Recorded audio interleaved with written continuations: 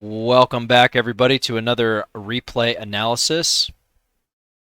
Today's video, yes, it does showcase Protoss gameplay again. However, this is going to be more catered um, towards Terran players.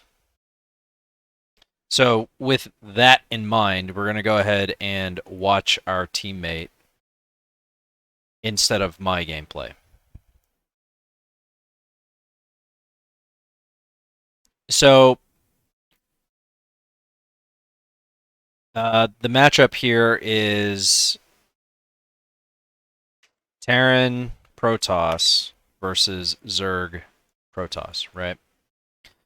So the opponents, they don't know what race I've spawned as, but they do know what race my teammate has spawned as, right? So it's Terran random versus these two players picked.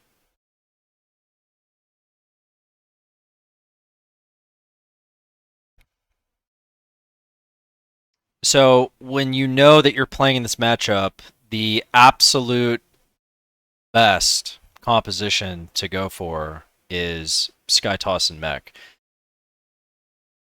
And particularly on this map,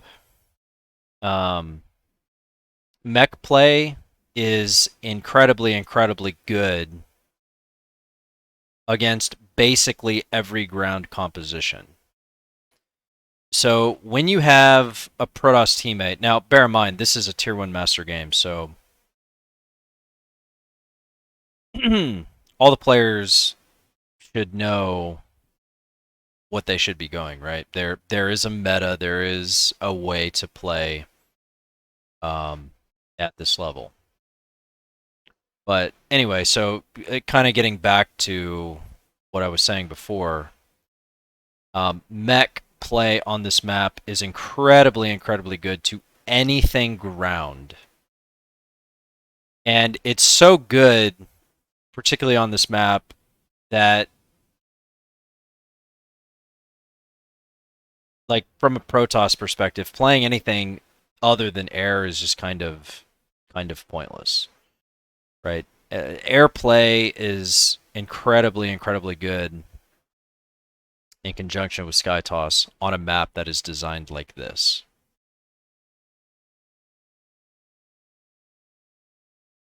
So by default, you should be opening with Sky Toss and Mech. Now, my teammate in this game, he does not do that. And I kind of just want to analyze this replay and show you guys why playing this particular style in this matchup is not good. So, you know, I mean, we already know what the races are, and he's scouted this Twilight Council. So what that's going to mean is it's either going to mean Blinked Stalkers or it's going to mean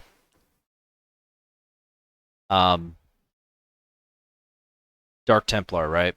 And so from the Protoss perspective, you can't really rely on your teammates' scans. So you got to go for the quick forge, or you got to go for the quick robotics. Generally, if you're going air, going for the quick forge is a much better option.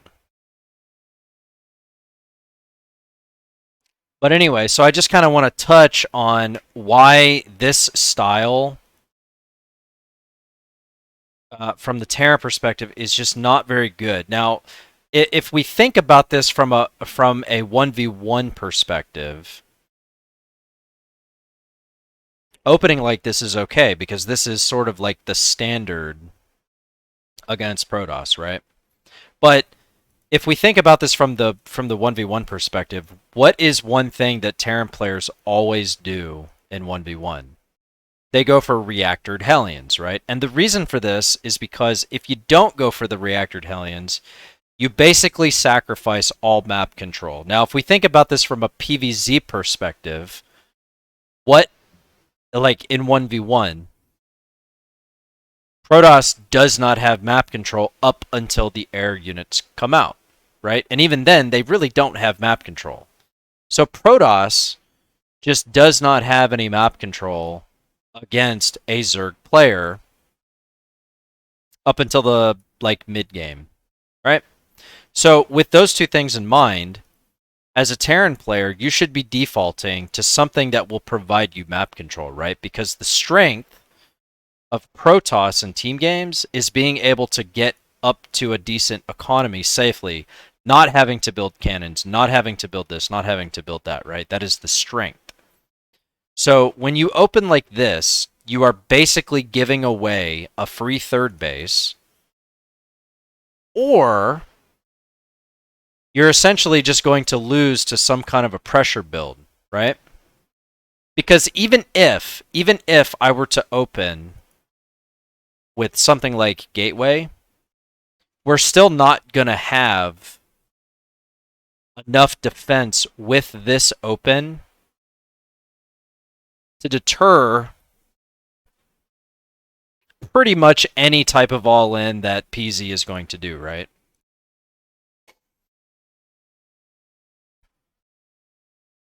And so the reason I'm analyzing this replay is because I want you Terran players to understand that just because you're watching a 1v1 Grandmaster Terran player do this build, it's not necessarily something that you want to default to all the time. And if I'm being honest, you really should be defaulting um, to Hellion play and mech play because that's the strength, right? Protoss can completely control the air, and the mech player can completely control the ground. So, what are the weaknesses? Well, obviously, run bys, which can be taken care of by the Terran player by going for Hellions, right? So, this style isn't necessarily bad, and as the Skytoss player, you can sort of cater around to it. But the problem here is that now that, as we can see here, there's a huge Zergling swell in my base, right? So the Terran player does not have Hellions, which means, and as the Zerg player is attacking, he can clearly see that the Terran player does not have Hellions. And so essentially what that means is that the Zerg player now knows that he can just spam Zerglings and we're not going to be able to do anything about it, right? Because if the player is good, he's going to know that the Terran player has opened with this 1-1-1 style of play. And with a wide open wall like this is an incredibly good play. Now, in conjunction with the proxy blink, this play right here, this is the hard counter to Stargate play from the Protoss perspective. You go for a timing with 5 or 6 gates, or however many he has, right? So this is actually the counter to the build, but it's not actually the counter to the build, because what I could have done here is I could have built Void Rays to nullify the Blink Stalkers, so I built a bunch of Void Rays and then I used my Phoenixes to lift the Stalkers, right? Which renders his push useless, and if we have Hellions, a lot of Hellions, then this Zergling push is pretty useless, right? So it's important to realize that from the Terran perspective at a high level game, you really don't want to be opening like this in this particular matchup, especially if you know you're going into this matchup, because there are too many things that you can lose to when you open with this 1v1 variation of Terran play, right? So let's just kind of see how things unfold here. So, like I mentioned before, the Zerg player, he obviously knows what he's doing. He knows that this is a 1-1-1 open, and it's incredibly weak to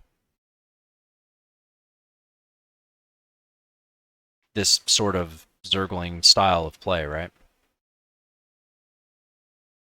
So here comes the push, and I've got a good enough army to be able to, like, if I could squeeze in a couple of Void Rays there, I could just lift all the Stalkers, and then the Stalkers are useless, right? But because we don't have that Hellion count, it just makes it, because from this point, even if we hold, my third base is so far behind.